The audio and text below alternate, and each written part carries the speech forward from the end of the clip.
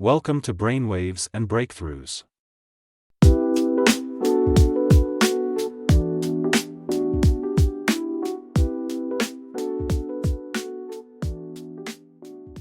All right, so today we're diving into dreams, like a mountain of research on dreams. We've got scientific journals, articles about the history of dreaming. We've even got some pretty far out theories about actually like recording dreams in the future. It's quite the reading list this time. Yeah, see, you've been busy. And it seems like you're trying to get at not just, the what of dreaming, but the why. Like, what's the connection between these crazy stories our minds make up when we're asleep and, like, our actual waking lives? Yeah. Our memories. Yeah, exactly. I mean, it's a huge question. It's a really big question, but that's what these deep dives are for, right? I mean, sifting through all this information, we're trying to pull out the most like mind-blowing stuff. So let's just jump right in, huh? Let's do it. Okay, so one of the first things that caught my eye was this idea of what one article called the self-organizing brain. They were describing dreams as like a self-organization process that happens during sleep. But I don't know, it's a little bit vague to me. What exactly does that even mean? Well, think about it this way. Imagine you're tidying up your house, right? You might start grouping similar objects together, like without even really thinking about it. Like books on a shelf, clothes in the closet. Right, makes sense. So your brain actually does something kind of similar during sleep, but instead of objects, it's working with, memories and experiences. Oh, okay, I see. And, during REM sleep specifically, your brain's in this unique state, reduced external stimuli. There's changes in, brain chemicals, specific brainwave patterns. So it creates it's the perfect environment for this self-organization process to happen. So our brains are like tidying up and making connections between our memories while we're sleeping. I mean, that makes sense, but it still doesn't explain why dreams are often so bizarre and disjointed, does it? You're right. You're absolutely right. And that's actually where the connection to memory gets really interesting. We often hear that dreams reflect waking life, but it's much more nuanced than that, I think. Okay, I'm intrigued. There's this two-stage model of memory consolidation that helps explain what's going on. All right, so break it down for me. Two-stage model. Okay, so stage one. Stage one happens mainly during non-REM sleep, especially this thing called slow-wave sleep. And basically what happens is your brain reactivates recent memories, but it's not a simple replay. Oh. Imagine taking a puzzle apart and spreading out all the pieces.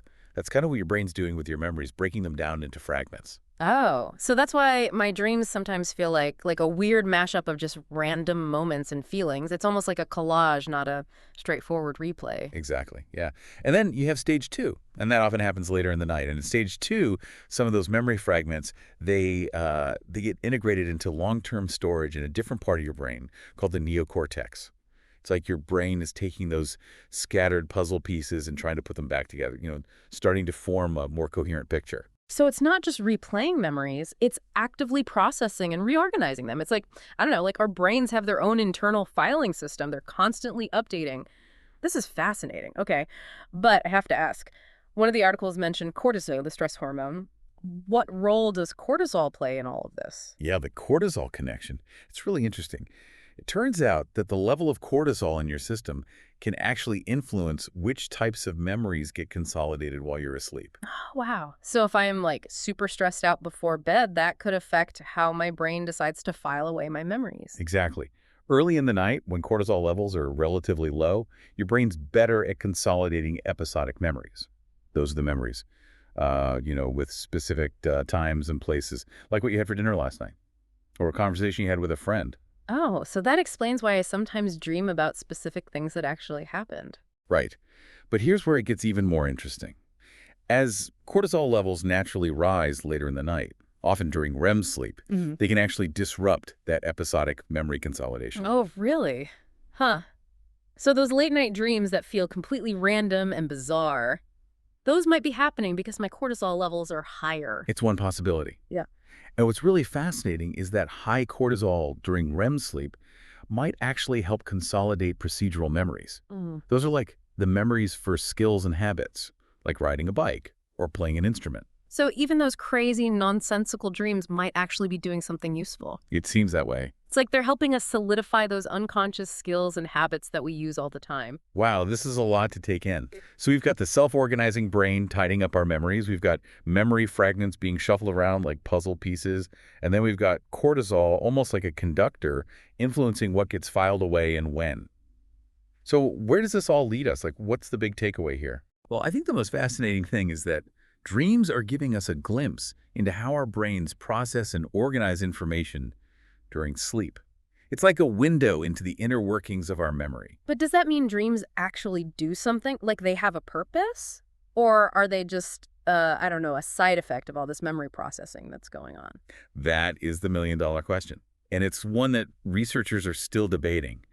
It's entirely possible that dreams are simply a byproduct of memory consolidation, kind of like exhaust fumes from a car engine. Okay, interesting analogy. But there's also this very provocative thought. What if this disruption of normal memory processing, during that high cortisol REM sleep, what if that's actually connected to creativity?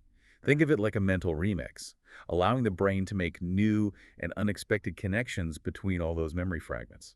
So you're saying those weird late-night dreams could actually be fueling our creative sparks. It's a possibility. That's pretty incredible. I'm definitely going to pay more attention to those dreams from now on. Yeah, I think it's worth paying attention to. And speaking of possibilities, what if we could actually step inside those dreams? What if we could record and replay them? No, that's what I call a deep dive. And that's exactly what we're going to explore next.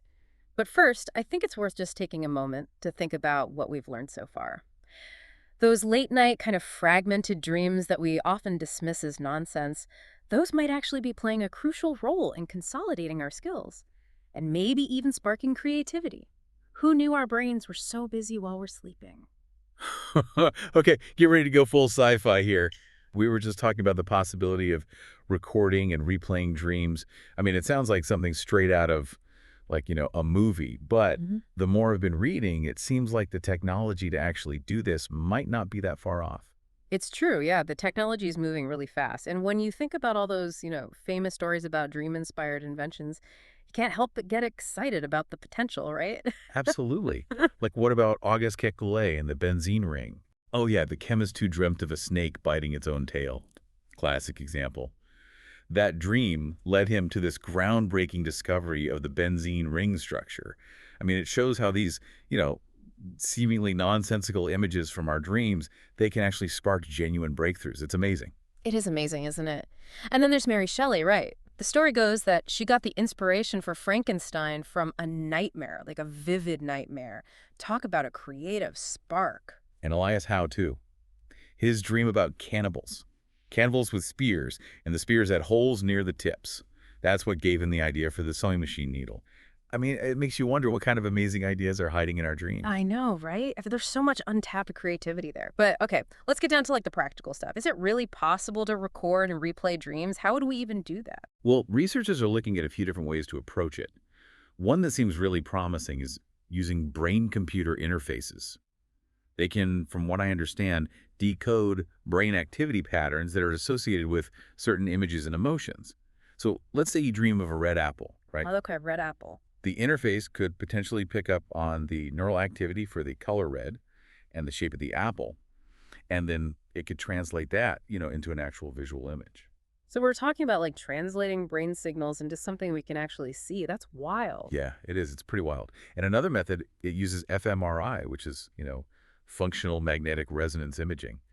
Basically, it analyzes the blood flow in the brain while someone's dreaming. And that can give researchers some clues about the visual content of the dreams. So, I mean, maybe we're not quite at the point where we can watch an HD movie of our dreams, but, we're getting closer. That's pretty crazy. And what I find really mind-blowing is the role of AI in all this. I mean, imagine if you had AI algorithms that could interpret brain activity and then actually generate images and narratives based on that. We're talking next level here. Oh, absolutely. Yeah. I mean, think about it. Being able to actually go back and revisit your most vivid dreams, analyze the symbolism, or even, share those dream experiences with other people, it could completely change how we understand ourselves. But, we do have to be realistic, right? We have to think about the downsides too. True, it's not all sunshine and roses. It definitely raises some ethical questions, right? I mean, who owns our dream data? That's a big one. Could it be used to manipulate us or, exploit us in some way? We have to think about this stuff. Definitely. I mean, privacy is a huge concern. If we're talking about something as personal as our dreams, Mm. we need to be really careful. Who has access to that information? Uh, And how can we be sure that it's being used responsibly? and what about like the psychological impact, right?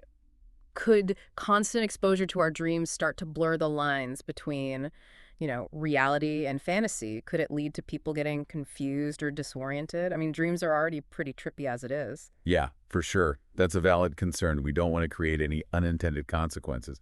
And then there's the whole ethical dilemma of dream manipulation. Yeah. I mean, should we even be allowed to alter our dreams, to erase memories from them? What would that mean for our sense of self, for our free will? It's a big question. It's like opening up a Pandora's box, right? Right. Once we have the ability to control our dreams like that, where do we even draw the line? I mean, I can definitely see the benefits, right? Like being able to confront and overcome nightmares or, maybe use dream replay as a tool for therapy. But we can't just rush headfirst into this without thinking through all the risks. I agree. You're absolutely right. We need to be cautious and ask the right questions. It's exciting, but it's also a little unsettling, right? For sure. So we've talked about how dreams work internally, how our brains process emotions and memories. And we've looked at a future where we might actually be able to interact with our dreams in ways we can't even imagine right now. But now I'm kind of curious about like the bigger picture. What can all of this tell us about, consciousness itself? That's a great question.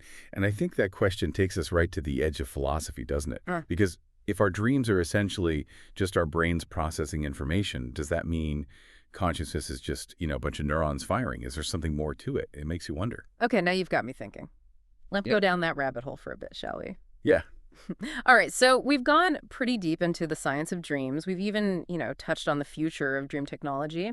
But now I think it's time to get a little philosophical. Like we were saying, what about consciousness? This big, mysterious thing that, well, makes us us. If dreams are just our brains, like processing information, does that mean that consciousness is just a bunch of neurons firing? Is that all we are? Yeah, that's the age-old question, isn't it? I mean, we've been trying to figure that out for centuries. And honestly, I don't think we have a definitive answer yet. But I will say that looking at some of the research you've gathered here, it seems like consciousness could be what we call an emergent property, something that arises from the complex interactions happening in our brains, Yeah. It's not just one thing. Okay, emergent property. Can you break that down for me a little? It's a bit abstract. Sure. Think about water, right? Mm. One water molecule on its own, it doesn't have the property of wetness. But when you get like trillions of them together, suddenly you've got this liquid that is wet. That wetness, it emerges from the interaction of all those individual molecules. So you're saying consciousness is like the wetness of the brain. Like it's not a property of a single neuron, but something that comes from all of them working together. Yeah, that's a good way to think about it.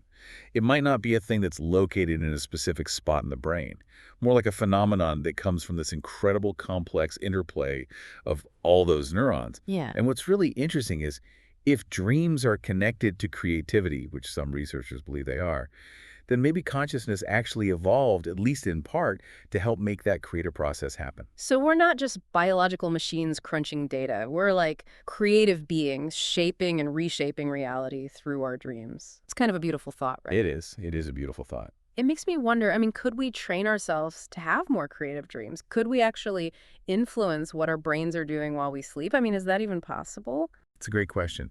And it brings us back to those findings about cortisol and how it affects memory, right? Remember we talked about how different levels of cortisol affect different types of memory consolidation. Well, if those late-night high cortisol dreams are really linked to creativity, maybe we can influence the ingredients our brains have to work with, Yeah. like by changing our sleep environment or even our thoughts right before we fall asleep. So if I want to have more creative dreams, maybe I should try listening to music before bed or like meditating on a problem I'm trying to solve. It's definitely worth a try. Yeah. See what happens.